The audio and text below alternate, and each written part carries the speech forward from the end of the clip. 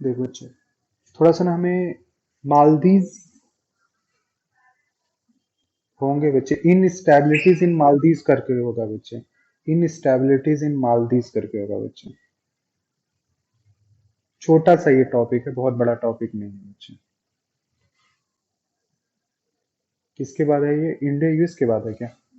India US relations के बाद है बच्चे।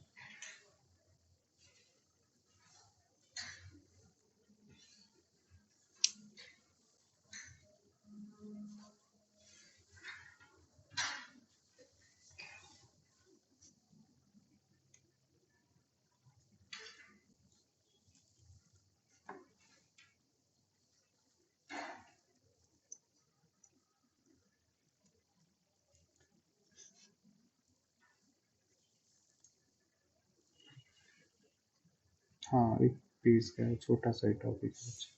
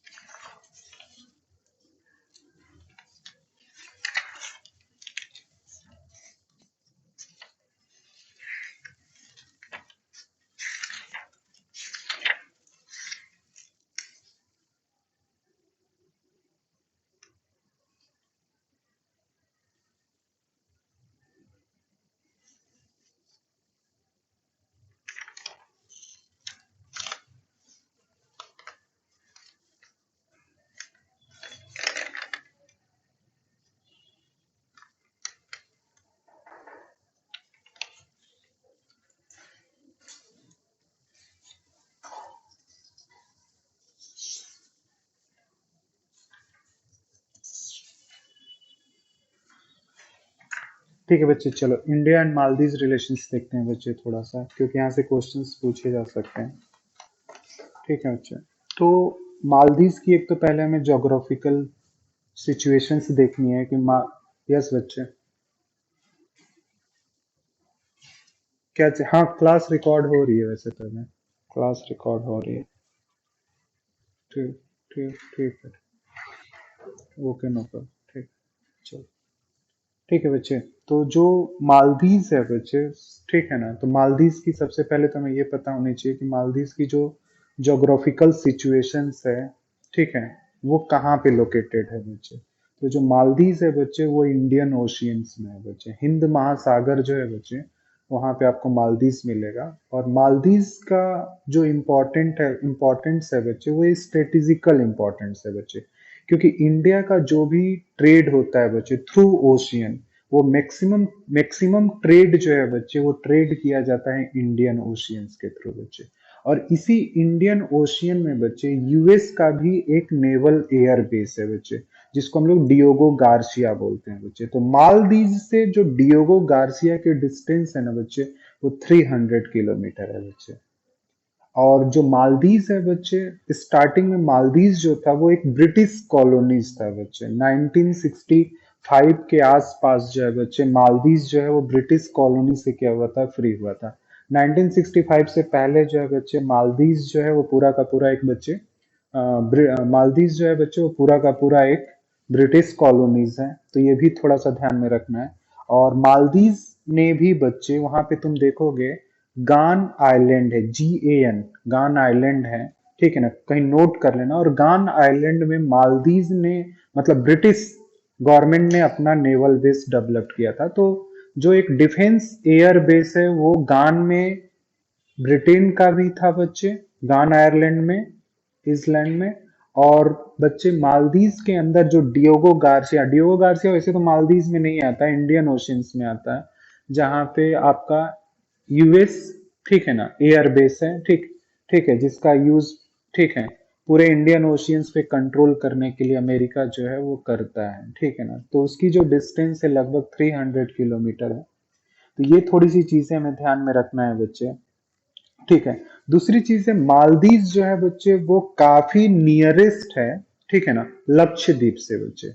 लक्षद्वीप और मालदीव के बीच का जो डिस्टेंस है बहुत कम है बच्चे। तो अगर मैं मुझे मालदीव का एक प्रोटेक्शन चाहिए या मालदीव का डेवलपमेंट मुझे करना है तो कहीं ना कहीं उसमें मालदीव हेल्प कर सकता है बच्चे लक्षद्वीप के डेवलपमेंट में। यानी लक्षद्वीप का डेवलपमेंट करना है उसके लिए आप मालदीव को क्या कर सकते हैं, यूज कर सकते हैं बच्चे। प्लस मालदीव जो है बच्चे वो कहीं ना कहीं चीन के ना स्ट्रिंग ऑफ पल्स पॉलिसीज का भी धीरे धीरे क्या हो रहा है, पार्ट हो रहा है बच्चे। जैसे ब्रिटेन तो वहां से अपने आप को फ्री कर लिया, अब जो चीन है बच्चे वो कुछ पोर्ट्स डेवलप कर रहा है मालदीव के अंदर बच्चे। स्टार्टिंग में इंडिया और मालदीव के रिलेशंस काफी अच्छे हैं, लेकिन मोहम्मद नसीद के बाद यानी जो पहले प्रेसिडेंट मालदीव के थे वो मोहम्मद नसीद था। तो नसीद ड्यूरिंग द नसीद, जब नसीद प्रेसिडेंट था तो उस समय इंडिया और मालदीव रिलेशंस काफी बेहतर है। उसके बाद तुम देखोगे थोड़ा सा मालदीव जो है बच्चे, मालदीव और इंडिया रिलेशंस थोड़े से डिस्टर्ब हुआ है, और चीन और मालदीव के रिलेशंस बीच में कुछ काफी बेहतर हुए हैं बच्चे, ठीक है ना। तो मोहम्मद नसीद के बाद थोड़े से ये देखा गया था कि मालदीव और इंडिया रिलेशंस जो है वो थोड़े से मतलब डिस्टर्ब है, मतलब बहुत ज्यादा डिस्टर्ब नहीं है लेकिन है, क्योंकि चीन का इन्वॉल्वमेंट जो है वो मालदीव में कंटिन्यू इंक्रीज कर रहा है। और इंडियन जीएमआर ग्रुप के पास जो कॉन्ट्रैक्ट थे मालदीव में, वो सारा कॉन्ट्रैक्ट जीएमआर ग्रुप से लेकर चाइनीज कंपनी को क्या कर दिया गया, ट्रांसफर कर दिया गया। तो उसके बाद से थोड़ा सा इंडिया और मालदीव रिलेशंस जो थे वो थोड़े से डिस्टर्ब हुए बच्चे। प्लस पूरी मालदीव की जो इकोनॉमी है बच्चे डिपेंड ऑन द टूरिज्म, पूरी की पूरी इसकी इकोनॉमी जो है वो टूरिज्म पर बेस्ड है बच्चे। प्लस इसके अलावा उसके इंट्रोडक्शन में ये भी ध्यान में रख सकते हैं बच्चे कि जो मालदीव है, ठीक है ना, अगर स्टेट रिलीजन देखा जाए कि उस स्टेट में जो रिलीजन है, वैसे तो वो मुस्लिम कम्युनिटी से बिलोंग करते हैं, लेकिन वहां का जो ऑफिशियल रिलीजन है बच्चे वो सिया है। वहां पे सिया मुस्लिम्स हैं, ठीक है, सिया मुस्लिम्स हैं, आपको मालदीव में मिलेंगे सिया मुस्लिम्स हैं। तो ये कुछ चीजें हमें थोड़ी सी ध्यान में रखनी है बच्चे, ठीक है। और थोड़े से इंडियन गवर्नमेंट ने बच्चे, ठीक है ना, 1988 में बच्चे इंडियन गवर्नमेंट ने 19, हाँ एक चीज और ध्यान रखनी है बच्चे कि मालदीव में इंडियन ओरिजिन्स के लोग मिल जाएंगे तुम्हें, ठीक है ना। मालदीव में इंडियन ओरिजिन्स के बहुत लोग हैं बच्चे, ठीक ठाक पॉपुलेशन है। प्लस बांग्लादेश ओरिजिन्स के लोग भी मालदीव में हैं बच्चे। तो ये दो ऐसे स्टेट हैं जहां से, ठीक है ना, डायस्पोरा मतलब ठीक ठाक डायस्पोरा तुम्हें मालदीव में भी मिलेगा, ठीक है। मतलब इंडिया के लोग भी तुम्हें मालदीव में मिलेंगे, प्लस बांग्लादेश के जो लोग हैं वो भी मालदीव में मिलेंगे। और बच्चे वहां पे 1988 में बच्चे पावर शिफ्टिंग की कोशिश की गई थी बच्चे, ठीक है। पावर शिफ्टिंग की कोशिश की गई थी बच्चे 1988 में। तब इंडियन गवर्नमेंट ने ऑपरेशन कैक्टस के बेस पर क्या किया था, मालदीव गवर्नमेंट को सपोर्ट किया था बच्चे। और ये हमारा पहला फर्स्ट फॉरेन ऑपरेशन था कि मैं हमने किसी दूसरी कंट्रीज में जाकर उस कंट्रीज में जो ऑथराइज्ड गवर्नमेंट थी बच्चे उसको प्रोटेक्शन दिया गया था। और जो गवर्नमेंट वहां थी उसको शिफ्ट कराने में कुछ तो वहीं के लोगों का रोल था, और प्लस एलटीटी ग्रुप था बच्चे, ठीक है ना, लिबरेशन ऑफ टाइगर तमिल इल्लम, जो एलटीटी है बच्चे, इनको इलिमिनेट करके बच्चे वहां पे जो गवर्नमेंट थी उस गवर्नमेंट को क्या किया गया, स्टैब्लिश किया गया। तो 1988 में बच्चे थोड़ा सा तुम लोगों को जो कैक्टस ऑपरेशन है बच्चे, जिसमें हम लोगों ने एक तरह से मालदीव को मिलिट्री एड दिया, एक मिलिट्री सपोर्ट दी गई वहां की गवर्नमेंट को। और हाँ एलटीटी श्रीलंका में था, लेकिन जो मालदीव में भी रेडिकल ग्रुप्स थे, तो जो मालदीव रेडिकल ग्रुप था और एलटीटी ने मिलकर वहां के उस समय के जो हेड ऑफ द स्टेट थे उनको रिप्लेस करने की कोशिश की गई थी। तो उन्होंने एक सपोर्ट मांगा, उन्होंने सपोर्ट पहले तो अमेरिका से ही मांगा था, क्योंकि लगभग 300 किलोमीटर डिस्टेंस पर डियोगो गार्सिया थी, तो वहां से नेवल फोर्सेस को, एयरबेस से फोर्सेस को डिप्लॉय किया जा सकता था मालदीव में। लेकिन अमेरिका ने वो, किसी न किसी रीजन से अमेरिका ने ये सपोर्ट नहीं किया, मिलिट्री एड नहीं दिया। तो उस कंडीशन में राजीव गांधी पीएम थे, तो राजीव गांधी के ही टेन्योर में ऑपरेशन कैक्टस हुआ था, जिसमें इंडियन आर्म्ड फोर्सेस को मालदीव भेजा गया था। और फिर इंडियन जो आर्म्ड फोर्सेस थी बच्चे, उन्होंने एलटीटी के जो टेररिस्ट थे बच्चे उनको भी इंडियन आर्म्ड फोर्सेस ने मारा था, और प्लस जो रेडिकल ग्रुप जो मालदीव में एग्जिस्ट कर रहा था बच्चे, उनको भी एलिमिनेट किया गया था और वापस जो गवर्नमेंट पावर में थी उसी गवर्नमेंट को पावर वापस ट्रांसफर कर दिया गया बच्चे। तो ये थोड़ा सा हमें इंट्रोडक्शंस में ध्यान में रखना है। तो ऑपरेशन कैक्टस तुमसे पूछेगा कि किससे रिलेटेड है, तो ये मालदीव से रिलेटेड है जिसमें इंडियन गवर्नमेंट ने सपोर्ट किया था।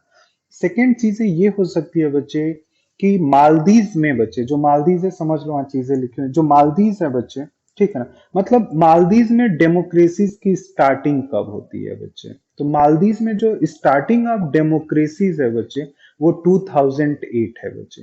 2008 में वहां पे डेमोक्रेसी जो है बच्चे स्टार्ट होती है, डेमोक्रेसी की स्टार्टिंग होती है। और 2008 में बच्चे फर्स्ट इलेक्शंस जो हैं वो मालदीव में कंडक्ट कराए गए थे 2008 में। और फर्स्ट इलेक्शन में जो पहले विनर हैं बच्चे, मतलब फर्स्ट जो प्रेसिडेंट बने वो मोहम्मद नसीद बने बच्चे, ठीक है ना। और मोहम्मद नसीद का जो थोड़ा सा अप्रोच जो था बच्चे वो इंडिया फेवर्ड था, वो इंडिया को काफी फेवर्ड करते थे। और जो मोहम्मद नसीद हैं बच्चे वो काफी एक तरह से तुम बोल सकते हो कि सेकुलर मुस्लिम हैं बच्चे, ठीक है। और वो चाहते थे कि मालदीव टूरिज्म को क्या किया जाए, प्रमोट किया जाए बच्चे। रीजंस क्या दिक्कत थी बच्चे कि जो टूरिज्म है बच्चे, ठीक है, और मोहम्मद नसीद के समय में पूरा मालदीव के डेवलपमेंट के लिए उन्होंने इंडियन कंपनीज को कॉन्ट्रैक्ट दिया था। मतलब मोहम्मद नसीद ने जो भी जीएमआर ग्रुप को एयरपोर्ट डेवलप करना, रिसोर्ट डेवलप करना, होटल्स डेवलप करना, हाईवेज डेवलप करना, ये सारा जीएमआर ग्रुप को मोहम्मद नसीद के ही टेन्योर में मिला था।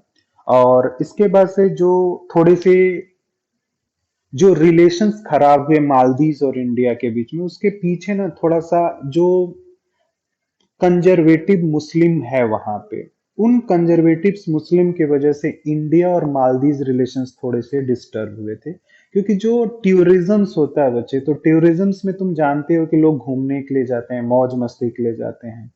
और इस्लाम में तुम जानते हो कि शराब पीना क्या होता है, हराम होता है, ठीक है ना, लीकर वो लोग कंज्यूम नहीं करते हैं। तो मोहम्मद नसीद पर यह आरोप लगाया गया कि ये कहीं ना कहीं वहां पे टूरिज्म को इंक्रीज करने के लिए लीकर जैसी चीजों को भी क्या कर रहे हैं, सपोर्ट कर रहे हैं। भाई आएंगे तो लोग पिएंगे ही, मौज मस्ती करेंगे। जिसपे वहां का जो कंजर्वेटिव ग्रुप था उसने काफी इस चीज का अपोज किया। और इस अपोज्ड में थोड़ी सी मोहम्मद नसीद से भी कुछ गलतियां हुई। जैसे जो कंजर्वेटिव्स रेडिकल ग्रुप था मालदीव का, उन्होंने बाहर से आने वाले लोगों पे थोड़ा सा रिस्ट्रिक्शंस लगाना शुरू कर दिया। जैसे इसराइल से जो इसराइल टूरिस्ट थे बच्चे, उनको धमकी देना, डराना, इस तरह की चीजें होने लग गई वहां पे। और इसके बाद से थोड़ी सी चीजें जो हैं, मतलब अगर इंडिया और मालदीव का रिलेशन अगर बीच में खराब हुआ, उसका मेन रीजन है बच्चे वहां के रेडिकल ग्रुप और कंजर्वेटिव अप्रोच की वजह से बच्चे। दूसरी चीजें बच्चे, समस्याएं यहीं पे प्रॉब्लम सॉल्व नहीं होती हैं बच्चे, ठीक है। प्रॉब्लम्स होता है बच्चे कि जो मोहम्मद नसीद हैं बच्चे, वो क्या कर देते हैं, वहां के जो जज होता है, एक जज को क्या कर देते हैं, टर्मिनेट कर देते हैं। उस जज को हटा दिया जाता है। उस जज पे ये आरोप लगाया जाता है कि वो अब्दुल गयूम को प्रोटेक्ट करने के लिए वो जज कुछ ऐसी चीजें कर रहा है जिससे कि अब्दुल गयूम प्रयुक्त प्रोटेक्ट हो सकते हैं, ठीक है। अब्दुल जो गयूम है बच्चे वो, ठीक है ना, मतलब ठीक है ना, पहले रूलर तुम बोल सकते हो 1988 में जो थे, ठीक है। तो उस समय अब्दुल गयूम ही थे पावर में। तो अब्दुल जो गयूम है उनके ऊपर करप्शन के चार्जेस थे। और उसमें कहीं ना कहीं जो वहां का जुडिशियल सिस्टम था उसमें जो जजेस थे वो उन्हें प्रोटेक्ट करना चाहते थे। और इस चीज को लेकर मोहम्मद नसीब नहीं चाहते थे कि गयूम को प्रोटेक्ट किया जाए। तो उन्होंने जो जजेस थे उस जजेस को ही क्या कर देते हैं, टर्मिनेट कर देते हैं। जब जजेस को टर्मिनेट किया जाता है तो वहां की जो पब्लिक होती है वो मोहम्मद नसीब के ही क्या हो जाती है, अगेंस्ट हो जाती है। और मोहम्मद नसीब के अगेंस्ट होकर उसे सत्ता से ही, पावर और अथॉरिटी से ही क्या कर दिया जाता है, रिमूव कर दिया जाता है। और वापस, ठीक है ना, पावर और सत्ता से जैसे ही वो हटते हैं, मतलब पूरा फोर्स के साथ उन्हें ऐसा हटाया जाता है। और हटाने वाले में जो प्रेसिडेंट है वो मोहम्मद वाहिद हैं। और फिर मोहम्मद नसीब के ऊपर करप्शन के चार्जेस लगाए जाते हैं और फिर वो जेल में चला जाता है। वो फिर 2014 के आसपास जाके फ्री हुआ था। मतलब अभी जाके हाल फिलहाल में मोहम्मद नसीब जो है वो फ्री हुआ है बच्चे। तो मोहम्मद वाहिद जो थे बच्चे, ठीक है, जब मोहम्मद वाहिद के पावर में आने के बाद ही प्रॉब्लम थोड़े से डिस्टर्ब हुए बच्चे। जो जीएमआर ग्रुप के पास पूरा का पूरा कॉन्ट्रैक्ट था मालदीव का, वो कॉन्ट्रैक्ट लेकर चाइना को दिया गया बच्चे, और यहीं से इंडिया और मालदीव थोड़े से रिलेशन जो है वो डिस्टर्ब होते हैं बच्चे। ठीक है। और इंडिया जो है बच्चे वो डेमोक्रेसीज को सपोर्ट करता है बच्चे। ठीक है ना। तो ये थोड़ी सी चीजें तुम लोगों को ध्यान में रखनी है इंडिया और मालदीव में बच्चे। और 2013 में जो है बच्चे इलेक्शंस होता है मालदीव में वापस। और जब 2013 में इलेक्शन होता है बच्चे, तो वहाँ की पॉलिटिकल पार्टीज है प्रोग्रेसिव पार्टीज ऑफ मालदीव, और उसके कैंडिडेट हैं बच्चे अब्दुल्ला यामीन, जो 2013 में प्रेसिडेंट बने बच्चे। और अभी मुझे लगता है कि अभी करंट में प्रेसिडेंट कौन है मालदीव का? मोहम्मद सोले जो है बच्चे वो करंट में प्रेसिडेंट हैं। ठीक है। तो करंट जो प्रेसिडेंट हैं बच्चे उसके साथ और इंडिया के बीच रिलेशंस काफी ठीक ठाक हैं अभी। तो काफी ठीक ठाक रिलेशंस तुम्हें इंडिया और मालदीव के बीच देखने को मिलेंगे। तो ये चीज थोड़ी सी चीजें ध्यान में रखना है बच्चे। एक चीज और ध्यान में रखना है बच्चे, ठीक है ना, कि तुमसे ये क्वेश्चंस पूछा जा सकता है कि जो मालदीव पार्लियामेंट है बच्चे उसको मजलिस बोलते हैं, MAJLIS बच्चे। तो कभी कभी पूछ भी सकता है क्वेश्चंस में, कहीं लिख लेना कि जो मालदीव पार्लियामेंट है उसको मजलिस बोलते हैं बच्चे। और इंडिया और मालदीव के बच्चे में FTA एग्रीमेंट साइन नहीं है, फ्री ट्रेड एग्रीमेंट साइन नहीं किया गया है बच्चे। ठीक है ना।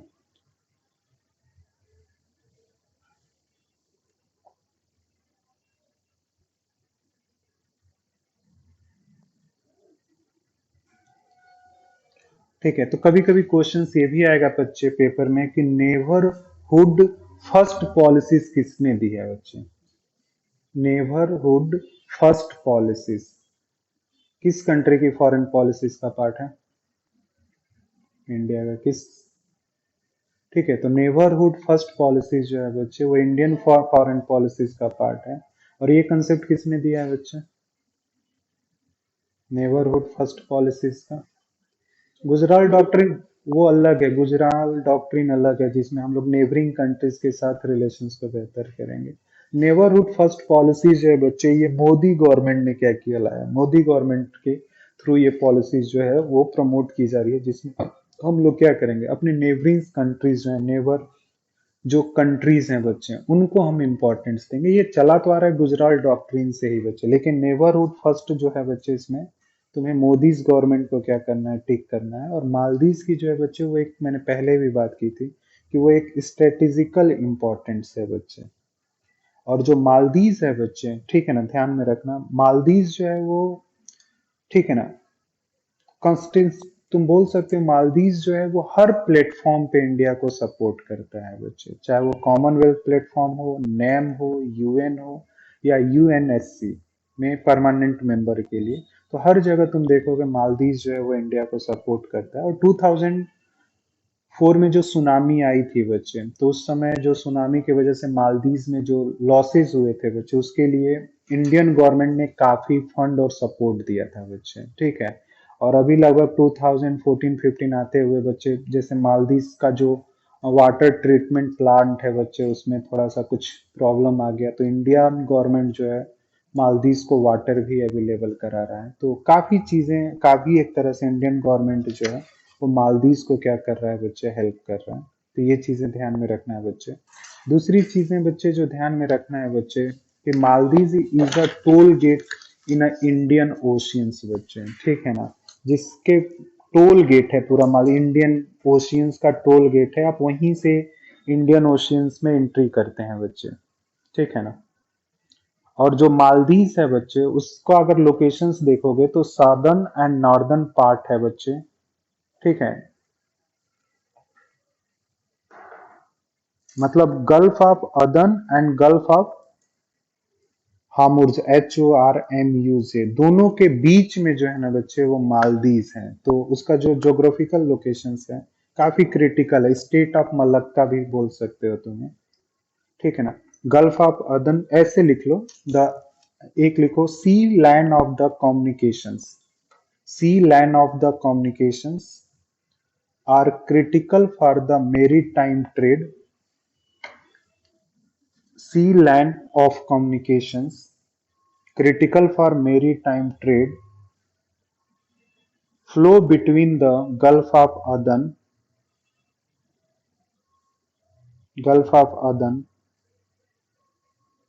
and Gulf of Hormuz, Hormuz,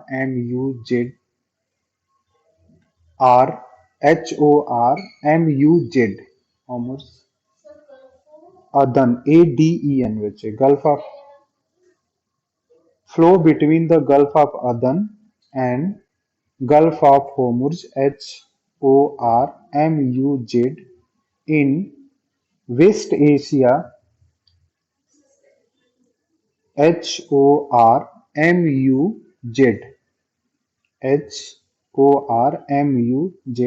in West Asia and the Strait of Malacca in Southeast Asia बच्चे साउथ ईस्ट एशिया बच्चे मतलब सी लाइन ऑफ जो कम्युनिकेशन है बच्चे ठीक है इस रूट के थ्रू 50% ट्रेड जो होता है बच्चे इसी रूट से ट्रेड किया जाता है और इसमें से 80% जो एनर्जी है बच्चे वो इसके आसपास है तो आपको एनर्जी रिसोर्सेज भी अवेलेबल हो सकता है बच्चे लेकिन थोड़ी सी चीजें ये है बच्चे कि चाइना का इन्वॉल्वमेंट जो है वो काफी है और इंडियन गवर्नमेंट ने काफी चीजें डेवलप की है जैसे ऑडू सिटी है ADDU ऑडू सिटी के अंदर बच्चे ड्रग्स डिटॉक्स सेंटर डेवलप किया गया वो कहीं लिख लेना आडू ADDU बच्चे आडू सिटी है जहां पे इंडियन गवर्नमेंट ने मालदीव के अंदर ड्रग्स डिटॉक्स सेंटर डेवलप किया है बच्चे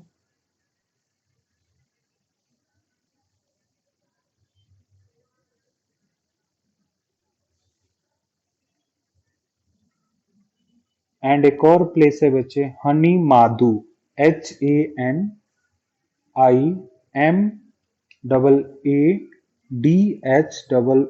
हनी माधु जहाँ पे एग्रीकल्चर रिसर्च सेंटर डेवलप किया गया है बच्चे सपोर्ट द इंडियन गवर्नमेंट के सपोर्ट से वहाँ पे एग्रीकल्चर रिसर्च सेंटर डेवलप हुआ है बच्चे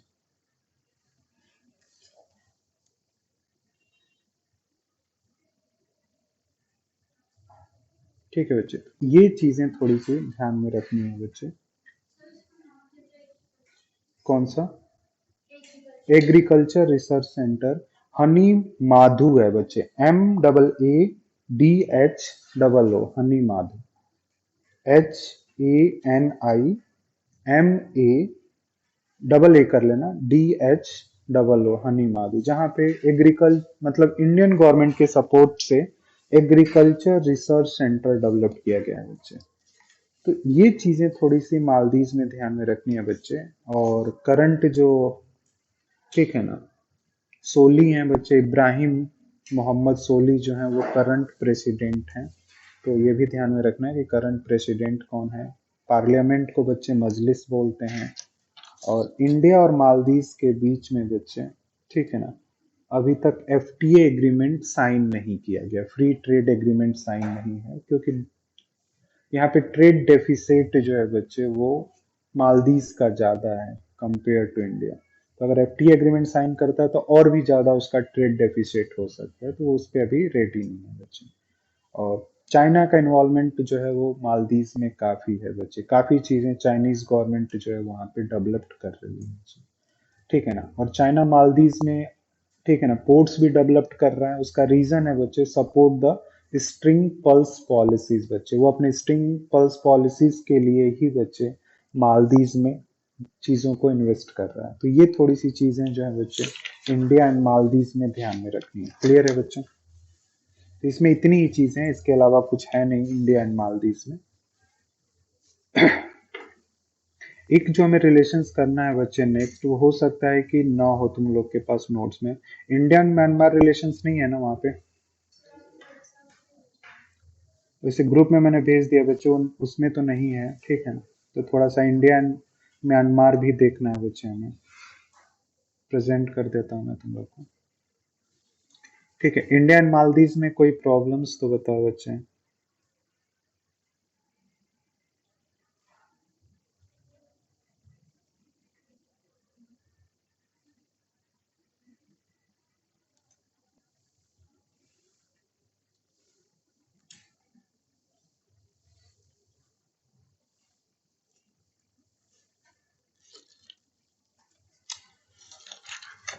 बच्चे इंडिया मालदीव में कोई दिक्कत?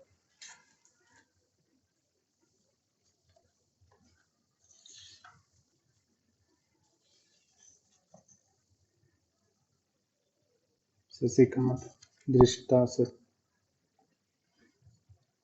ठीक है। चलो, इंडिया और म्यांमार दिख रहा है बच्चे? नोट्स प्रेजेंट हो रहा है ना आप लोग को?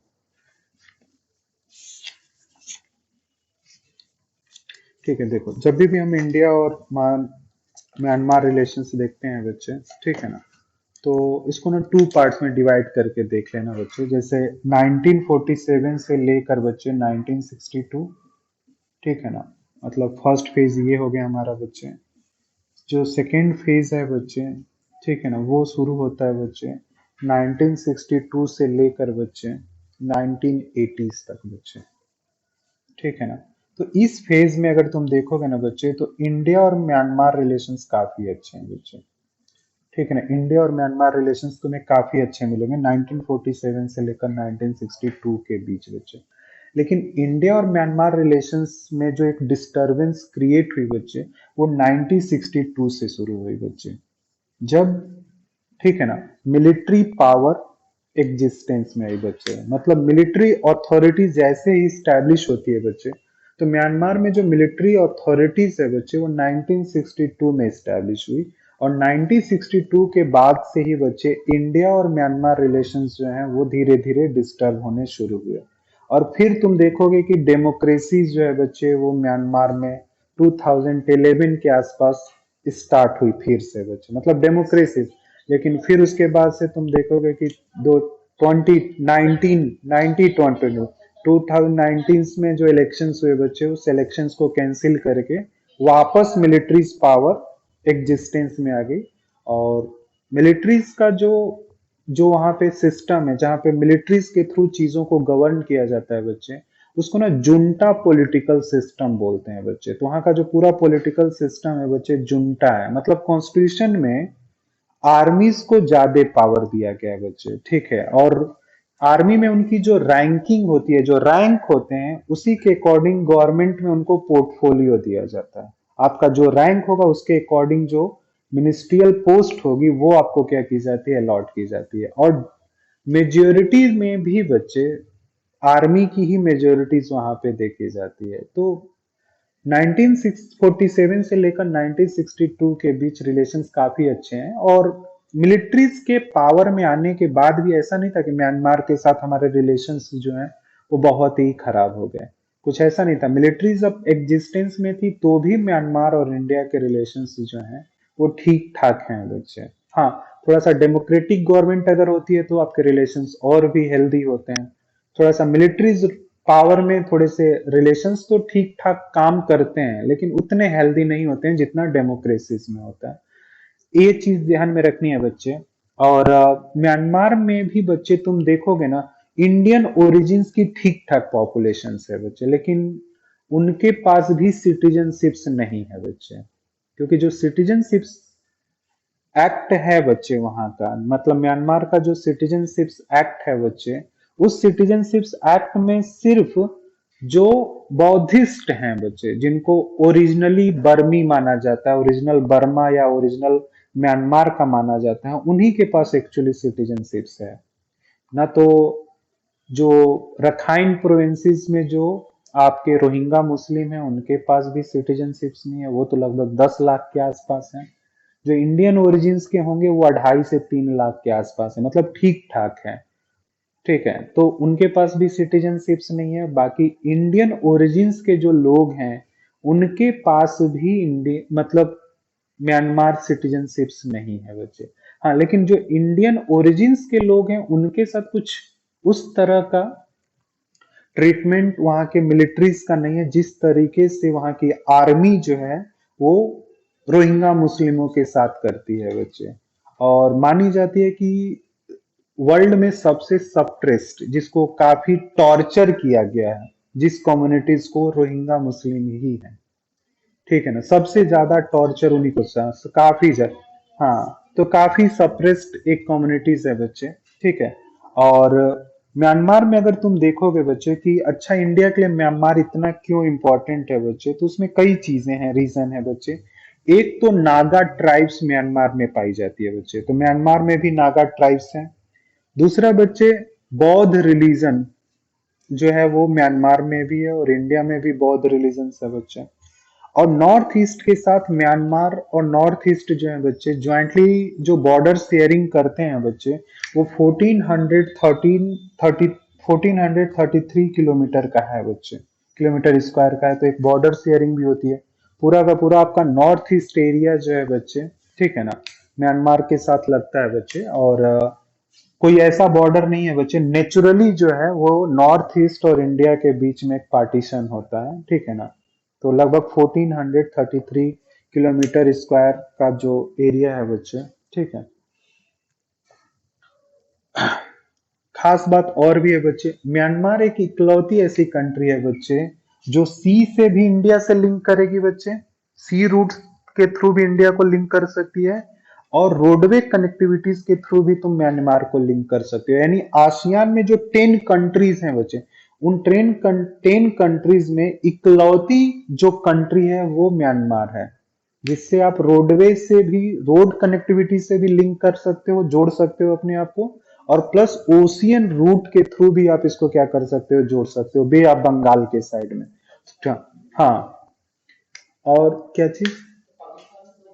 हाँ, पाकिस्तान के साथ भी, लेकिन हम तो अपना देखेंगे ना, हमारे लिए किस तरीके से म्यांमार जो है वो इम्पोर्टेंट सोच सकता है। जैसे मुझे नॉर्थ ईस्ट का डेवलप करना है, नॉर्थ ईस्ट को अगर डेवलप करना है, ठीक है, तो म्यांमार का सपोर्ट लिया जा सकता है, ठीक है ना। इसीलिए तुम देखोगे एक प्रोजेक्ट भी इंडियन गवर्नमेंट ने लॉन्च किया था, जिसको Kaladan multi modal transit transport भी बोलते हैं। तो जनरली हम लोग क्या कर रहे हैं वहां पे, जो आपका नॉर्थ ईस्ट एरियाज है बच्चे, ठीक है ना, जिसमें तुम,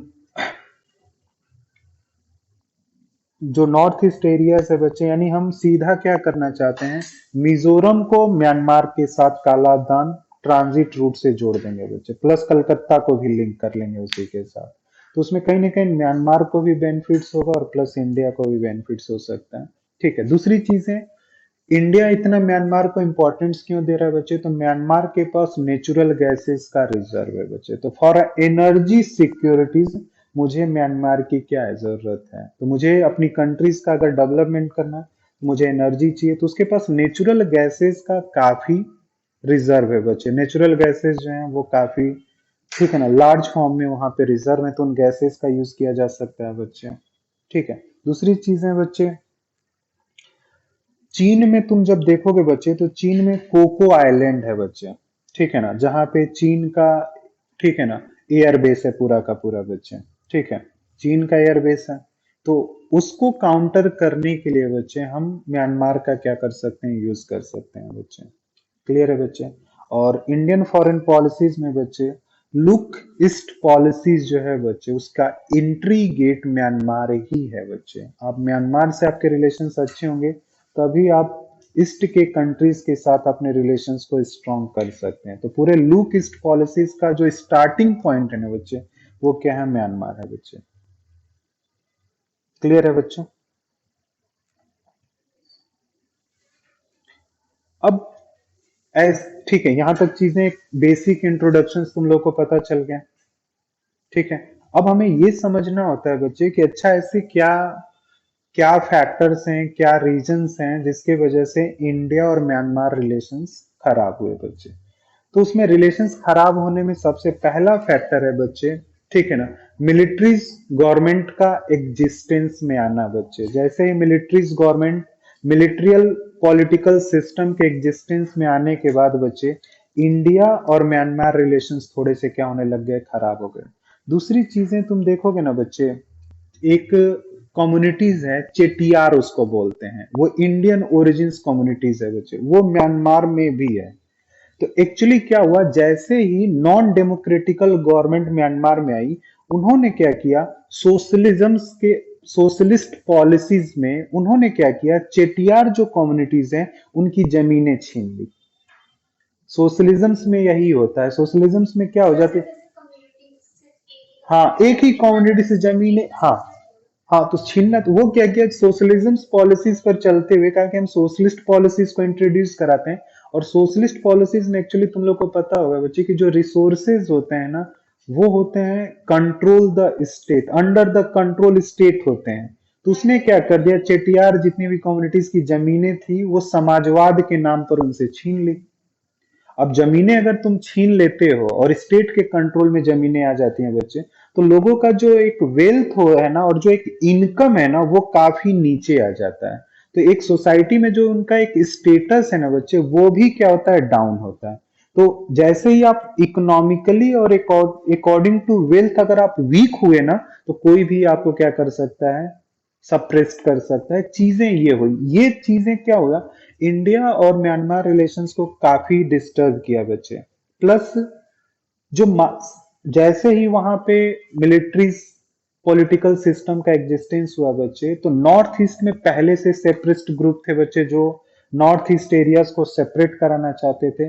तो मिलिट्रीज यानी जो बर्माज मिलिट्रीज है और जो सेपरेटिस्ट ग्रुप्स थे ना बच्चे, वो लगभग आस पास आ गए बच्चे। और जो सेपरेटिस्ट ग्रुप थे, इंडियन जो सेपरेटिस्ट ग्रुप थे, उनको जो मिलिट्रीज गवर्नमेंट है म्यांमार की, वो सपोर्ट करने लग गई बच्चे। तो भी एक ये फैक्टर माना जाता है कि ये भी एक फैक्टर है जिसके वजह से इंडिया और म्यांमार रिलेशंस जो थे वो डिस्टर्ब हुए थे। ठीक है, ये भी एक कारण है कि सेपरेटिस्ट बाद में ऑपरेशन सनसाइन में, ठीक है ना, जितने भी सेपरेटिस्ट ग्रुप थे उनको एलिमिनेट किया गया म्यांमार गवर्नमेंट के ही सपोर्ट से। लेकिन स्टार्टिंग में म्यांमार जो गवर्नमेंट थी, वहां पे जो नॉन डेमोक्रेटिक गवर्नमेंट थी, वो सेपरेटिस्ट ग्रुप को सपोर्ट करती है बच्चे। अब उतना प्रॉब्लम नॉर्थ ईस्ट एरियाज में नहीं दिखेगा तुम्हें, लेकिन 90s के आसपास देखोगे ना, तो काफी प्रॉब्लम्स थे बच्चे वहां पे। ठीक है। और दूसरी चीजें बच्चे, इंडिया और म्यांमार के रिलेशन खराब होने में एक और रीजन है बच्चे, इंडिया डेमोक्रेसी को सपोर्ट करता है। तो कहीं भी जाएगा वो कहेगा कि म्यांमार में भी डेमोक्रेसी आनी चाहिए। म्यांमार में जो गवर्नमेंट है वो चाहती है कि डेमोक्रेसीज ना आए। तो जब आप सपोर्ट करते हो डेमोक्रेसीज को, और जो आपके, ठीक है ना, मतलब जो दूसरी पार्टी है वो डेमोक्रेसी चाहती ही नहीं है कि डेमोक्रेसी फॉर्म हो, तो वहां रिलेशंस जो होते हैं ना वो थोड़े से डिस्टर्ब होने लगते हैं। तो इंडियन गवर्नमेंट जो है वो डेमोक्रेसी को सपोर्ट कर रही है, वहां की जो गवर्नमेंट है बच्चे वो डेमोक्रेसी को सपोर्ट नहीं कर रही है बच्चे। तो ये भी एक फैक्टर है कि इंडिया डेमोक्रेसी को सपोर्ट कर रहा है और वहां पे नॉन डेमोक्रेटिक सिस्टम को सपोर्ट किया जा रहा है, जो कहीं ना कहीं इंडिया और म्यांमार रिलेशंस को क्या करता है, डिस्टर्ब कर रहा है। नेक्स्ट था बच्चे कि जो म्यांमार गवर्नमेंट थी बच्चे, उन्होंने क्या कर दिया, जो नॉर्थ ईस्ट के सेपरेटिस्ट ग्रुप थे बच्चे, उनको उन्होंने क्या कर दिया, प्रोटेक्शंस देना शुरू कर दिया। ठीक है, म्यांमार गवर्नमेंट ने नॉर्थ ईस्ट में जितने भी सेपरेटिस्ट, चाहे उल्फा हो, अदर तरह के जो भी लिबरेशन फोर्सेस थी, वो ऑपरेशन करती थी, आर्म्ड फोर्सेस को मारती थी, आम पब्लिक को मारा और मार के भाग के बॉर्डर पार कर लिया और सीधा म्यांमार में चले गए।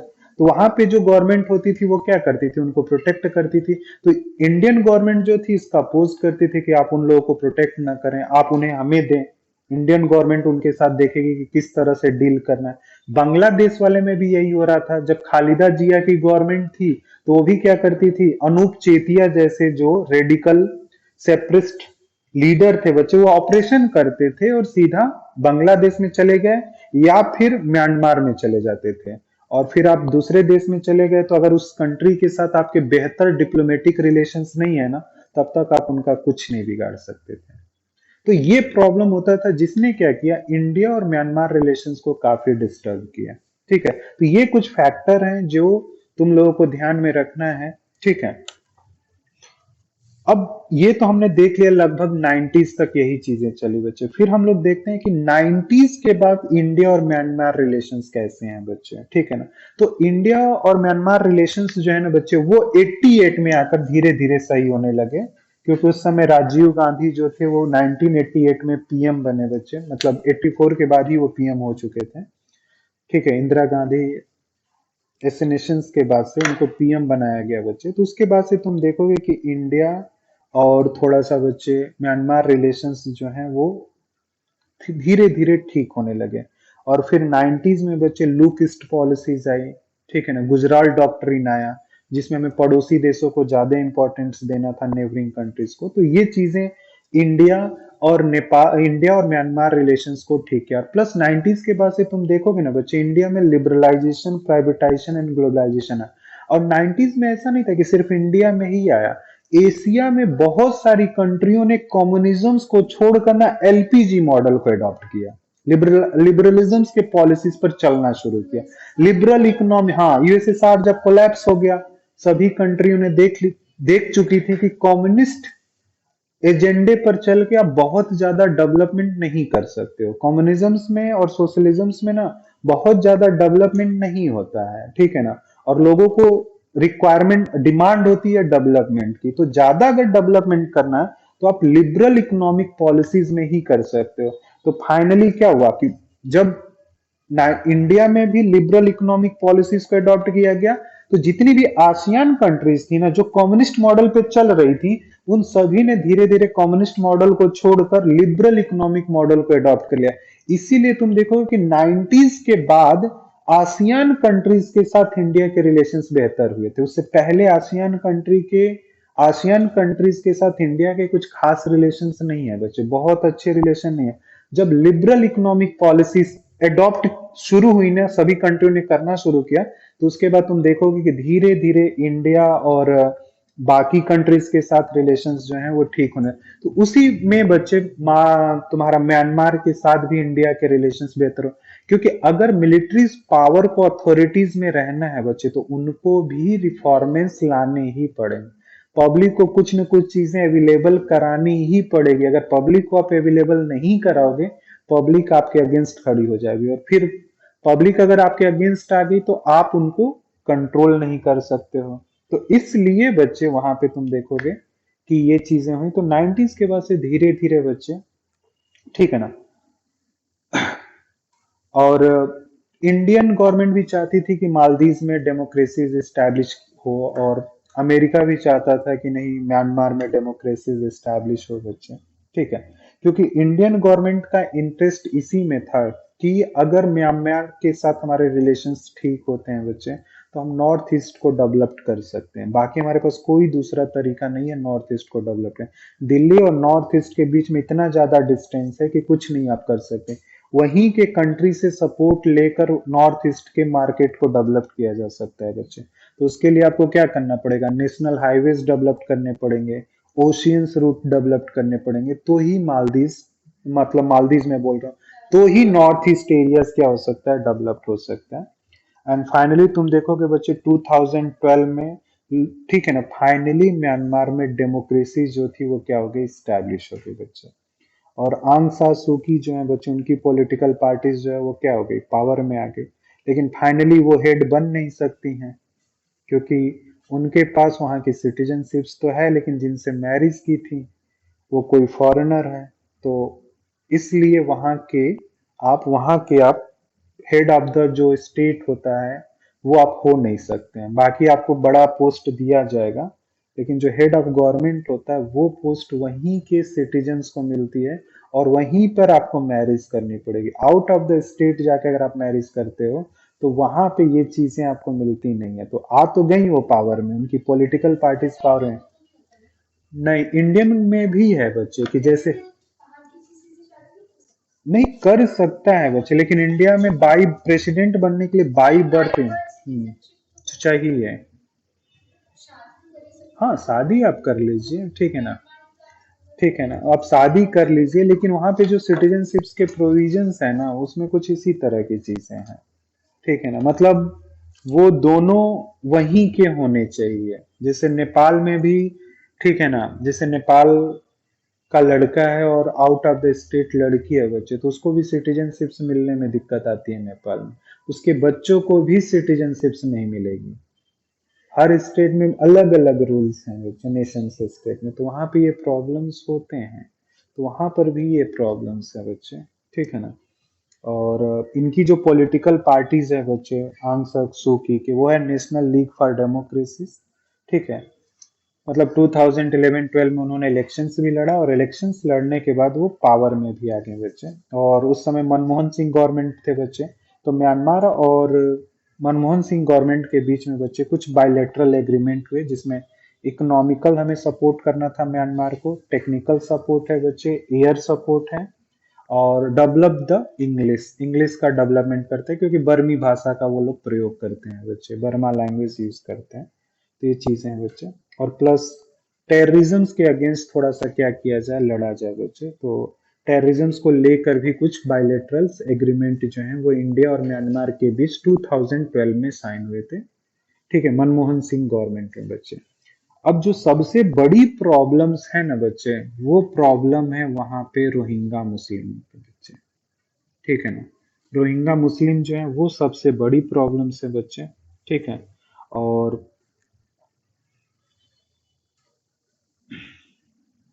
ठीक है, मतलब ये प्रॉब्लम शुरू हुआ बच्चे 1982 से बच्चे, ठीक है ना।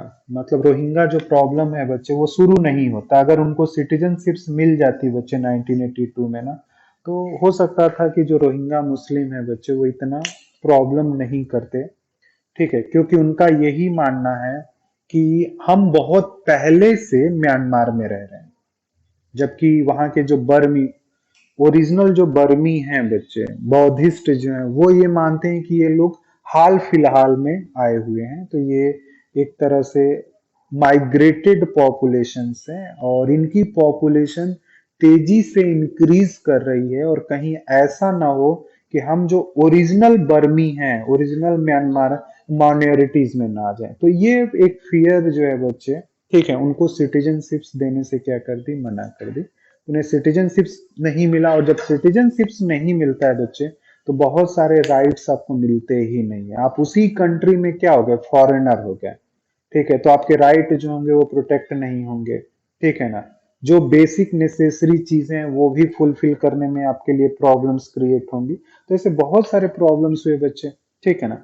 तो ये रोहिंग्या जो मुस्लिम थे बच्चे, मतलब जब उनके अगेंस्ट वायलेंस होना शुरू हुआ बच्चे, तो लगभग 2012 में गवर्नमेंट ये बोलती है कि लगभग पहले तो 2 लाख जो रोहिंग्या मुस्लिम थे वो निकाले गए, और फिर फाइनली तुम देखोगे कि बाद में, और कुछ लोगों को तो मतलब जिनोसाइड भी है, मतलब हाँ, निकाले, मतलब जब वहां पे आर्म्ड फोर्सेस ने टॉर्चर करना शुरू किया, तो वहां से लोग, कुछ लोग पहले ही निकलने शुरू हो गए, क्योंकि राइट्स तो आपके पास है नहीं, सिटीजनशिप्स ही नहीं है, तो काफी आप टाइम तक आप वहां पे सरवाइव नहीं कर सकते हैं। तो वहां से लोग क्या हो गए, निकलने शुरू हुए, या तो फिर निकल के वो बांग्लादेश गए, या बांग्लादेश से निकल कर बाकी आसियान कंट्रीज में गए, फिर भारत में भी चले आए बच्चे। तो ठीक ठाक पॉपुलेशन उनकी इंडिया में भी है, जो इलीगल तरीके से इंडिया में रह रहे हैं बच्चे, और पता नहीं उनके पास आधार कार्ड कहाँ से आ गया है बच्चे, ठीक है, वोटर आईडी कार्ड भी हुआ, ठीक है ना। हाँ, नॉर्थ ईस्ट में तो ऑलरेडी बांग्लादेश से बहुत बड़ी एक पॉपुलेशन जो है वो माइग्रेटेड है। मतलब असम का जो ऑल इंडिया स्टूडेंट फेडरेशन आसू जो है वो काफी इस चीज का पोस्ट किया था, और असम गवर्नमेंट और राजीव गांधी गवर्नमेंट में एग्रीमेंट भी हुआ था, जिसमें आइडेंटिफाई किए जाएंगे बांग्लादेश से आए हुए इलीगल, और उनको वापस भेजा जाएगा। वो प्रॉब्लम अभी भी है बच्चे वहां पे। असम जो गवर्नमेंट है, असम जो पॉपुलेशन है, वो बाहर के लोगों को एक्सेप्ट नहीं करती है, क्योंकि असमी जो है वो संख्या में, वो भी दिक्कत है उनके लिए भी कि हम माइनॉरिटीज में आ जाएंगे तुरंत। और बिहार और यूपी से अगर लोग, हाँ, तो वो धीरे धीरे क्या हो जाएंगे, वो माइनॉरिटीज हो जाएंगे बच्चे। तो उनका फिर कल्चरल जो एग्जिस्टेंस है ना वो खत्म हो सकती है। तो ये थोड़ी सी चीजें हैं बच्चे जो रोहिंग्या मुस्लिमों में चल रहा है बच्चे। और तुम देखोगे बच्चे, जैसे रोहिंग्या जो मुस्लिम है बच्चे, ठीक है ना, मतलब इनके अगेंस्ट जो वायलेंस हो रहा है बच्चे, वो बौद्ध रिलीजन में भी कुछ रेडिकल ग्रुप्स हैं वहां पे। और एक आंदोलन चलाया गया था बच्चे, वहां पे एक मूवमेंट है, उसको 969 बोलते हैं बच्चे, ठीक है ना। ये 969 है बच्चे। बौद्ध की फिलॉसफी तुमने पढ़ा होगा ना, उसमें बुद्ध ने 9 गुण बताए हैं, 9 क्वालिटीज, कुछ इस तरह की चीजें हैं। तो ये नंबर है ना, जैसे नंबर को बहुत इंपॉर्टेंट, जैसे इस्लाम में भी ना 786 है, ठीक है ना। तो इसी नंबर से इन्फ्लुएंस होके ना बच्चे, जो बर्मीज है ना, उन्होंने बौद्ध के, बुद्ध से, जो बुद्ध की फिलॉसफी है ना बच्चे, उसको नंबर में कंपोज वो किया है, नंबर के थ्रू प्रेजेंट करने की कोशिश की है। तो ये 969 जो आंदोलन है ना बच्चे, ये मूवमेंट जो है, ये रोहिंग्या के अगेंस्ट ही चलाया गया था बर्मा में बच्चे। और ये अभी ना कुछ टाइम ये काफी हाईलाइट हुआ था बच्चे। तुमने देखा होगा ना, अभी कुछ हाल फिलहाल में सुना भी होगा न्यूज में कि कुछ साधुओं को लोगों ने मार दिया था, मॉब लिंचिंग हुआ था जिसमें साधुओं को मारा गया था। उस समय ना ये काफी टैग लोगों ने किया था 969 को। वहां का एक बौद्ध, क्या बोल सकते हैं, लीडर या टीचर बोल लो, उसने ये चलाया था वहां पे कि नहीं, हमें इस्लाम के लोगों को यहाँ से क्या करना है, बाहर करना है। तो ये कभी कभी पूछ सकता है। तो कुछ मतलब वो काफी जो ये आंदोलन को लीड करने वाले का जो नाम है ना बच्चे, वो नाम है आसीन बिरातू, नाम है उसका एक्चुअली। वो काफी मतलब अग्रेसिव एक तरह से बौद्धिस्ट उसको बोल सकते हो, जो इस्लाम के एकदम कंप्लीट अगेंस्ट है। तो चाहता है कि यहाँ पे इस्लाम हो ही ना। तो उनके बीच में काफी लड़ाई होती है। तो ये 969 जो मूवमेंट है, ये ध्यान में रखना, जिसमें इस्लाम के लोगों को, रोहिंग्या के मुस्लिम, रोहिंग्या जो मुस्लिम है, उनको वहां से क्या करना है, हटाना है बच्चे। तो ये एक प्रॉब्लम्स जो है वहां पे है। ठीक है। और इसमें काफी वायलेंस भी हुआ था बच्चे। ठीक है ना। मतलब ठीक है, मतलब इस मूवमेंट में तो ये भी रखा गया है कि जो रोहिंग्या मुस्लिम है, उनको उनका डेवलपमेंट ना किया जाए और उनको किसी तरीके का एम्प्लॉयमेंट भी ना दिया जाए। तो ये चीजें जो है ना इस मूवमेंट का पार्ट है बच्चे। तो ये भी चीजें हैं, इसमें देख सकते हो। ठीक है ना। और लगभग इस मूवमेंट में बच्चे 200 से अधिक, लगभग 200 सेवक जो रोहिंग्या मुस्लिम थे वो मारे गए थे। और काफी मारे गए हैं वैसे तो, रोहिंग्या मुस्लिम जो है वो काफी मारे गए हैं। तो ये थोड़ा सा ध्यान में रखना है, मूवमेंट हो सकता है कि तुमसे पूछ ले। एक चीज है बच्चे वहां पे प्रॉब्लम। हाँ बच्चे। किसमें? मतलब उन्होंने भी कुछ खास स्टैंड नहीं लिया, मतलब इसमें human international human right commission के इन्वॉल्वमेंट के बाद भी उसने जैसे बोला भी था कि आप रोहिंग्या मुस्लिमों के प्रोटेक्शन के लिए कुछ करें, लेकिन पब्लिक का जो एक बौद्ध का जो एक प्रेशर है ना, वहाँ पे बौद्ध ग्रुप जो है, बौद्ध कम्युनिटीज जो है, उसके प्रेशर में वो भी कुछ उतना कर नहीं पाई रोहिंग्या मुस्लिमों के लिए। तो फाइनली उन्होंने कोई डिसीजंस नहीं लिया कि हम किस तरीके से रोहिंग्या मुस्लिमों को रोकेंगे। तो उन्होंने कोई अपनी ओपिनियन नहीं दिया था बच्चे उस टाइम, जब इंटर या ये United nation human right commission ने जब प्रेशर बनाना शुरू किया, तो उन्होंने कोई स्टैंड नहीं लिया था बच्चे, कोई उन्होंने स्टेटमेंट भी नहीं दिया कि हम किस तरीके से रोहिंग्या मुस्लिमों को प्रोटेक्ट करेंगे बच्चे। और उसके बाद तो फिर तुरंत ही उसके कुछ टाइम बाद तुम देखोगे कि फिर वो मिलिट्री रूल वापस आ गई वहां पे, तो खुद ही वो जेल में है। तो अब स्टैंड तो ऐसे भी नहीं ले सकते, अब जो भी स्टैंड लेना है वो मिलिट्री ही पाव, जो अथॉरिटीज है वही क्या करेगी, डिसीजंस लेगी। लेकिन जहां तक है बच्चे, वो रोहिंग्या मुस्लिमों को एक्सेप्ट नहीं करेंगे। ये क्लियर कट है बच्चे। अब बांग्लादेश गवर्नमेंट देखे कि उन रोहिंग्या मुस्लिमों को क्या करना है, क्योंकि वो लोग रेडी नहीं है बच्चे इस चीज को मानने के लिए कि रोहिंग्या जो है वो बर्मी है बच्चे, बर्मा के ही है। वो ये मानते हैं ये लोग माइग्रेटेड हैं, ये आए हुए लोग हैं, बाद में आए हुए लोग हैं, तो इसलिए इनका राइट यहाँ पे कोई नहीं बनता है बच्चे। अब आगे देखते हैं कि क्या होता है।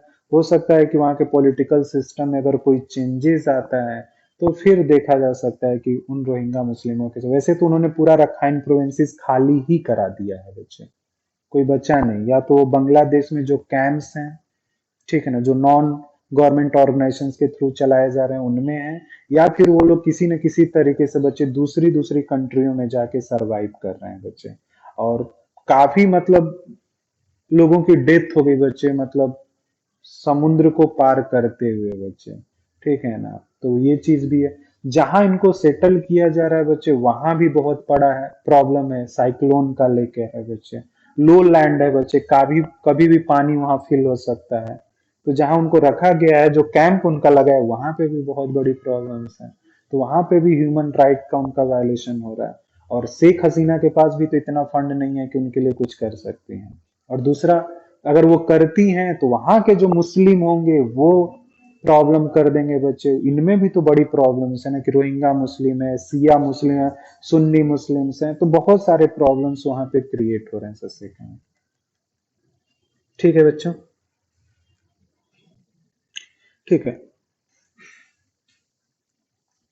अब कुछ यहाँ पे जब आओगे बच्चे तो इंडिया और म्यांमार के बीच में कुछ कॉपरेशंस हैं बच्चे, जैसे डेवलपमेंट कॉपरेशंस है बच्चे, जहाँ पे तुम देख सकते हो लगभग, ठीक है ना, 1.4 बिलियन का कुछ ग्रांट जो है बच्चे इंडियन गवर्नमेंट ने म्यांमार गवर्नमेंट को दिया था बच्चे, ठीक है ना। और कुछ नए इंस्टीट्यूशंस जो हैं वो डेवलप किए जा रहे थे बच्चे म्यांमार में, ठीक है। सबसे इनका जो फेमस प्रोजेक्ट है बच्चे वो Kaladan multi modal transit transport है बच्चे, ठीक है ना। अगर ये डेवलप्ड हो जाता है बच्चे तो पूरे आसियान कंट्री में इजीली आप पूरे आसियान कंट्रीज को आप एक्सेस कर सकते हो, ट्रांसपोर्ट बढ़ा सकते हो, आपकी ट्रांसपोर्टिंग भी बढ़ेगी और उधर पूरा हम लोग क्या कर सकते हैं, डेवलप कर सकते हैं बच्चे, ठीक है ना। तो ये चीजें थोड़ा सा ध्यान में रखना है तुम्हें, ठीक है। जिसमें हम लोग सी, रिवर और रोड ट्रांसपोर्ट सारे डेवलप्ड करेंगे, मतलब मल्टी मॉडल में सी रूट भी डेवलप्ड होगा बच्चे, प्लस रोड ट्रांसपोर्ट भी डेवलप्ड किया जाएगा, ठीक है। प्लस रिवर कनेक्टिविटीज भी क्या की जाएगी, इंक्रीज की जाएगी बच्चे, ठीक है। डिफेंस कॉपरेशन हमें मिला था बच्चे, मतलब म्यांमार गवर्नमेंट के थ्रू, जिसमें हमने ऑपरेशन सनसाइन चलाया था, और ऑपरेशन सनसाइन में हमने खास तौर से उन लोगों को एलिमिनेट किया जो नॉर्थ ईस्ट में सेपरेटिस्ट ग्रुप हैं, जो नॉर्थ ईस्ट में ही एक इंडिया से सेपरेट स्टेट फॉर्म करना चाहते हैं, मतलब यूनियन ऑफ इंडिया से वो सेपरेट होना चाहते हैं और एक स्टेट फॉर्म करना चाहते हैं बच्चे, ठीक है। तो उसके लिए सनसाइन ऑपरेशन चलाया गया था बच्चे, ठीक है। तो ये चीज देख सकते हो बच्चे। थोड़ा सा जो रोहिंग्या मुस्लिम है बच्चे, उनको इंडियन गवर्नमेंट भी एक्सेप्ट करने से हिचकती है बच्चे, क्योंकि इनकी जो तरीका है ना रोहिंग्या मुस्लिमों का, ये वायलेंस पर आ जाते हैं बच्चे। तो इनकी डिमांड करने का जो तरीका है वो पीसफुल नहीं है बच्चे, ठीक है ना, ये वायलेंस। और ये लोग धीरे धीरे टेररिज्म की जो पॉलिसीज है ना उसको इन्होंने अडॉप्ट करना शुरू कर दिया। तो बहुत सारी जो डेमोक्रेटिकल कंट्रीज है ना वो इनको एक्सेप्ट करने से फिर बचती है, क्योंकि अगर इन्हें आपने जगह दे दिया तो फिर पता चला वो आपको डरा और धमका के अपने देंगे, ठीक है। तो ऑलरेडी हम लोग बहुत तरह के इंटरनल प्रॉब्लम्स हैं बच्चे हमारे कंट्री, ठीक है ना, नक्सलिज्म्स है, टेररिज्म्स है, कभी कभी तुम बीच में खालिस्तानी मांग आ जाती है, जैसे अभी हरियाणा में 4 खालिस्तानियों को पड़ा पकड़ा बच्चे, ठीक है ना। तो वो इस तरह के मूवमेंट में सारे एक्टिव हो जाते हैं बच्चे, तो वो इंटरनल जो एक सिक्योरिटीज है बच्चे उसके लिए एक चैलेंजेस क्रिएट हो रहा है। तो इन लोगों को जगह देना एक बहुत बड़ी समस्या है बच्चे, ठीक है। प्लस इंडिया और म्यांमार गवर्नमेंट के बीच में बच्चे ज्वाइंटली मिलिट्री एक्सरसाइज भी होती है, जिसको INBEX बोलते हैं, जो 2018-19 से शुरू हुई है बच्चे, ठीक है ना। और जो म्यांमार आर्मी है बच्चे वो भी यूएस पीस कीपिंग ऑपरेशन में क्या करती है, पार्टिसिपेट करती है, तो ये देख सकते हो। तो अगर तुमसे बायलेटरल नेवल एक्सरसाइज पूछ ले या फिर बायलेटरल आर्मी एक्सरसाइज पूछ सकता है बच्चे पेपर में, तो ये थोड़ा सा ध्यान में रख के जाना है तुम्हें, ठीक है। और ठीक है, कुछ हम जनरली जैसे कुछ डिफेंस जो डिफेंस जो इक्विपमेंट होते हैं बच्चे उसको लेकर भी मालदीव और इंडिया के बीच में कुछ कॉन्ट्रैक्ट साइन किए गए हैं बच्चे। जैसे हमने INS सिंधुवरी दिया है उनको, ठीक है ना, ये किया है, सबमरीन है बच्चे, ठीक है। और जैसे आर्म्स इंडस्ट्रीज अभी इंडिया में डेवलप्ड होने वाली है धीरे धीरे, ठीक है ना। जैसे हमने डिफेंस में भी 100% तक का FDI दे रखा है, फॉरेन डायरेक्ट इन्वेस्टमेंट, पहले डिफेंस में था नहीं। तो 100% का फॉरेन डायरेक्ट इन्वेस्टमेंट हो चुका है कि डिफेंस में बाहर की कंपनियां आए इंडिया में। जैसे राफेल फाइटर प्लेन को लेकर अनिल अंबानी और फ्रांस की कंपनी के बीच में एग्रीमेंट है, जहाँ राफेल से रिलेटेड सारे पार्ट्स और ये सारी चीजें डेवलप्ड होंगी। तो डिफेंस मार्केट को भी क्या किया जा रहा है, धीरे धीरे ओपन किया जाए, जहाँ पे मेड इन इंडिया प्रोडक्ट बनाए जाएंगे बच्चे। तो ये चीजें थोड़ा सा ध्यान में रख सकते हो बच्चे, ठीक है ना। बर्मा जो है बच्चे फोर्थ लार्जेस्ट ट्रेडिंग पार्टनर है इंडिया का, थाईलैंड, चाइना, सिंगापुर के बाद अगर हम देखते हैं बच्चे, ठीक है ना। तो ये थोड़ा सा ध्यान में तुम रख सकते हो फॉर एग्जामिनेशन, ठीक है। और ठीक है ना, रुपए कार्ड जैसे हमने लॉन्च किया था, जैसे हमने अपना पेमेंट गेटवे बना लिया, ठीक है ना। NPCI बना रखा है ना, national payment corporation of India है, जहाँ से रुपए कार्ड इश्यूज होते हैं। पहले तो हमें भी पेमेंट करने के लिए ना वीजा या मास्टर इनका हेल्प लेना पड़ता था, तो अभी उनके पास ये फैसिलिटीज नहीं है, तो उसमें हम उन्हें हेल्प कर रहे हैं कि आप रुपए कार्ड जैसी चीजों को इशूज करें वहाँ पे। ठीक है ना, डिजिटल पेमेंट गेटवेज फैसिलिटीज उनको दी जा रही है बच्चे। तो ये थोड़ा सा रिसेंट डेवलपमेंट रिसेंट डेवलपमेंट में ध्यान में रख सकते हो तुम लोग। And people to people connectivities में बच्चे बुद्धिस्ट ही फैक्टर है, इंडिया में बुद्धिज्म को भी मानने वाले लोग हैं, और वहाँ पे भी बुद्धिस्ट मेजोरिटीज तो है ही बच्चे वहाँ पे। ठीक है ना। और ठीक है ना, जैसे बोध गया एक फैक्टर है बच्चे। हम हो सकता है कि आने वाले टाइम में ये भी बोलें, अगर म्यांमार गवर्नमेंट थोड़ी सी स्ट्रांग होती है इकोनॉमिकली, तो हो सकता है कि इंडियन गवर्नमेंट उन्हें ये ऑफर करे कि आप नालंदा यूनिवर्सिटीज में इन्वेस्ट करें बच्चे। तो नालंदा यूनिवर्सिटीज दोबारा से स्टार्ट की जा रही है, तो जहां जहां बौद्धिज्म एग्जिस्ट कर रहा है बच्चे, उन कंट्रीज को हम इन्वेस्ट करने के लिए बोल रहे हैं बच्चे। तो ये ध्यान में रख सकते हो तुम बच्चे। ठीक है ना। कुछ बौद्धिज्म से रिलेटेड जो टेम्पल्स हैं बच्चे, वो डेवलप किए जा रहे हैं, जैसे बोध गया में तो है ही बौद्धिज्म से रिलेटेड। ठीक है ना।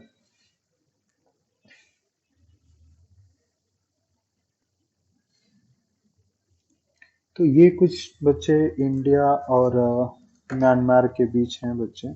ठीक है ना। तो इसमें तुमसे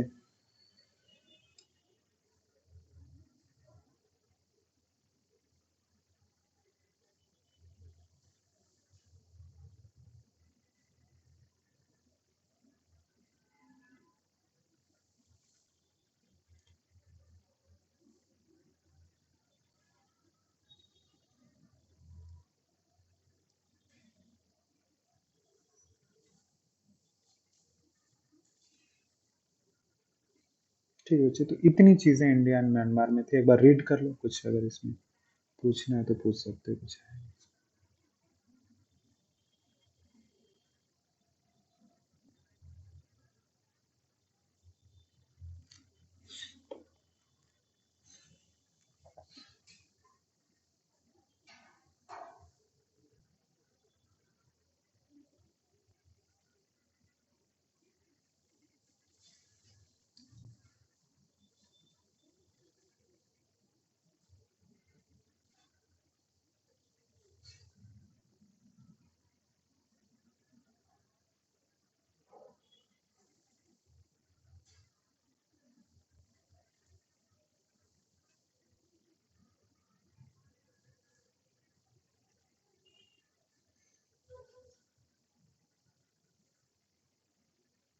वो तुमसे जुंटा पर ही पूछेगा, बाकी मुझे नहीं लगता कि क्वेश्चन इस पे बन पाएंगे। या Kaladan multi modal transit transport से पूछ सकता है क्वेश्चन एक तो।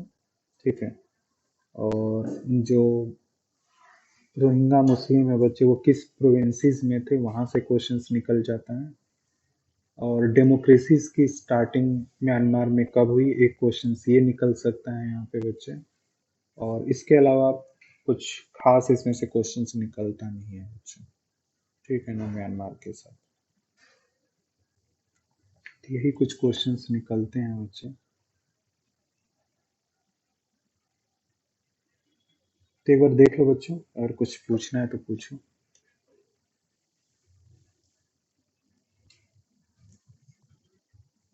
2012 है बच्चे, 11-12 में। हाँ, आंग सा सूकी की जो पॉलिटिकल पार्टीज है, जैसे वही विनर थी अभी हाल फिलहाल में, जब उसको हटा के वापस मिलिट्री पावर में आई बच्चे, तो वो थोड़ा सा उसके पॉलिटिकल पार्टीज का नाम भी ध्यान में रख के जाना है। नेशनल लीग फॉर डेमोक्रेसी की है कहाँ की पॉलिटिकल पार्टीज, तो म्यांमार की है। आंग सा सूकी ही पॉलिटिकल पार्टीज है, तो इसका नाम थोड़ा सा ध्यान में रखना है बच्चे।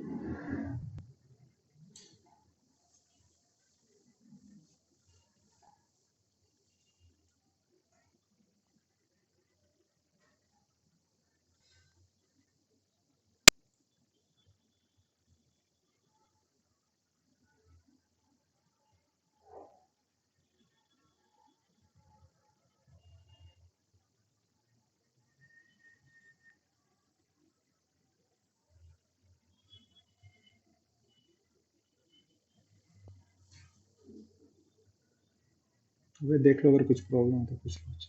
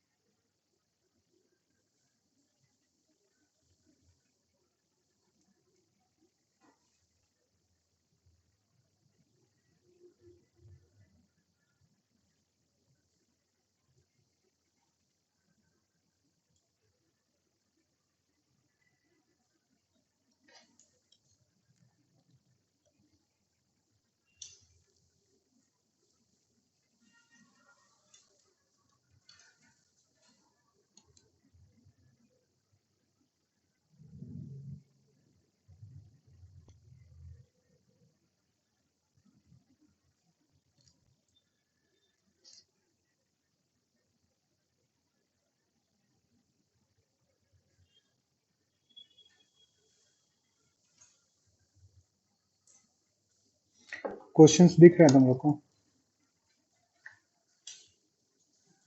थोड़ा सा क्वेश्चंस करते हैं, जो आ जाते हैं यहाँ पे। दिख रहे हैं ना क्वेश्चंस? देखो सॉल्व हो रहा है तुम लोग से। क्वेश्चंस प्रेजेंट हो रहा है ना? तो देखो क्वेश्चंस। अच्छा, देखो सॉल्व करके। फर्स्ट क्वेश्चंस का क्या आंसर होगा? सी। सभी को लग रहा है सी बच्चे?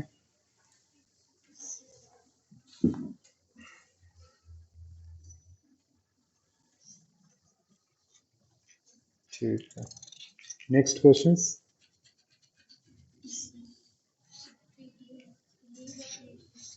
ठीक है, क्या होगा, क्या है क्वेश्चंस?